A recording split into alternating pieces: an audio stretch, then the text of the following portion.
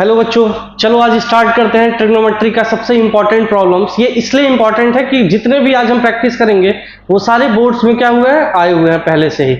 तो कैसे अटेम्प्ट करते हैं क्वेश्चंस को, ये आज हम जानेंगे।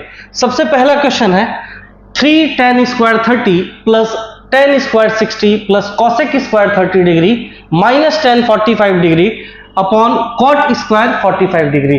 आपको हमेशा मैं ये कहता हूं कि साइन, कॉस और टेन, इन तीन चीजों का आपको फॉर्मूला क्या होना चाहिए, बिल्कुल जुबान पे एकदम याद होना चाहिए। एकदम आप इसको रट जाइए, समझ लीजिए, तभी आपसे हर एक क्वेश्चन अटेम्प्ट होता है। इस क्वेश्चन को अगर अटेम्प्ट करना है आपको तो सारे ट्रिग्नोमेट्रिक वैल्यूज याद होने चाहिए, चाहे वो 0 डिग्री हो, 30 डिग्री हो, 45 डिग्री हो, या फिर 60 हो, या फिर 90 हो। बेसिक जो होते हैं वो आपको क्लियर होना चाहिए। तो आते हैं, मैं ऐसा मान के चलता हूं कि आपको एटलीस्ट फॉर्मूला याद होगा।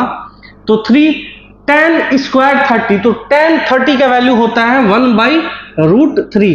इसका स्क्वायर है तो हम क्या करेंगे, स्क्वायर कर देंगे। प्लस tan 60 डिग्री क्या होता है, √3, इसका स्क्वायर है तो हम स्क्वायर कर देंगे।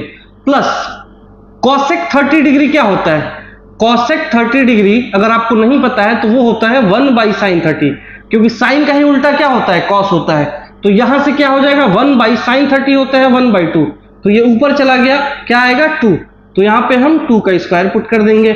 माइनस tan 45 होता है 1 डिवाइडेड बाई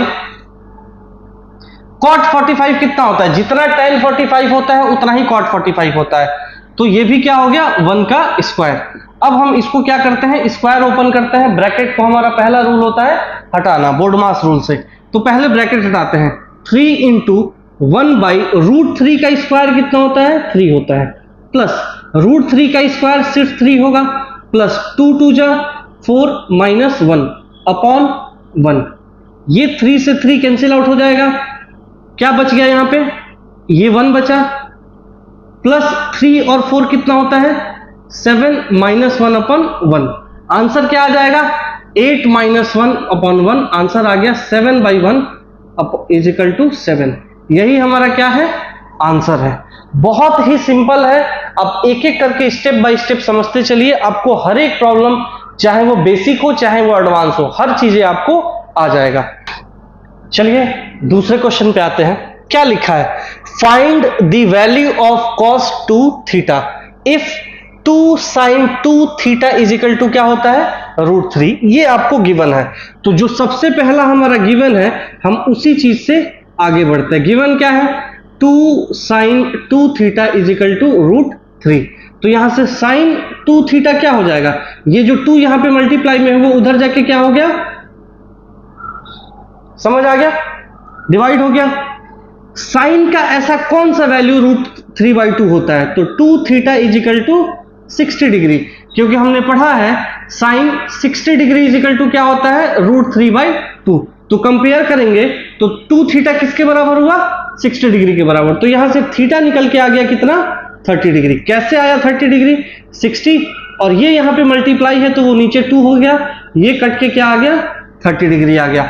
जब थीटा ही हमें पता चल गया तो हमें निकालना क्या है, cos 2 theta means cos 2 into 30 degree is equal to cos 60 degree, और cos 60 का क्या वैल्यू होता है 1/2। कितना आसान है, सिर्फ आपको टेक्निक पता होना चाहिए और फॉर्मूला पता होना चाहिए। नेक्स्ट क्वेश्चन पे आते हैं। क्या कह रहा है question, find the value of sin 30 degree into cos 60 degree plus cos 30 degree into sin 60 degree, is it equal to sin 90 और cos 90। ये आखिर किसके बराबर है, तो सबसे पहला हम जो हमारा इक्वेशन दिया हुआ है उसको हम नोट कर लेते हैं, plus cos 30 degree into sin 60 degree.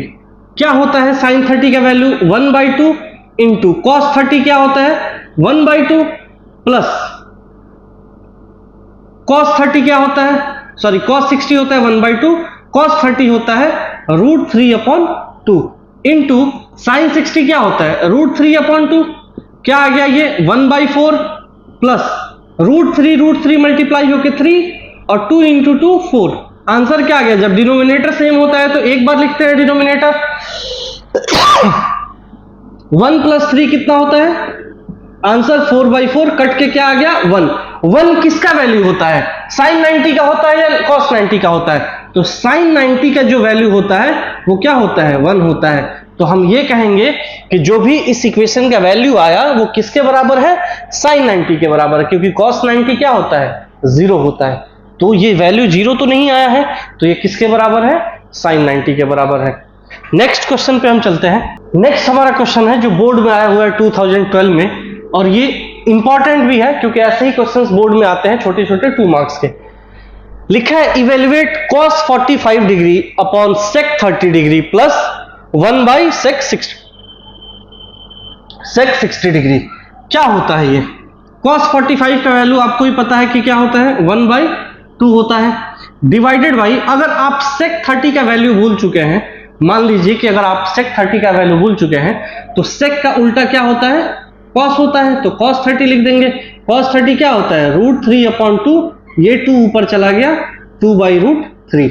तो हम cos 30 की जगह पे क्या लिख सकते हैं? 2/√3 प्लस 1 बाई, ऐसे ही cos 60 का निकालेंगे, sec 60 इजिकल टू क्या होता है? 1 बाई cos 60, और cos 60 होता है 1/1/2, ये ऊपर चला गया तो क्या आ गया? 2। तो यहां पे हम लिख देंगे 2। इस चीज को हम पहले सॉल्व करते हैं। तो ये क्या है? फ्रैक्शन का डिवीजन है।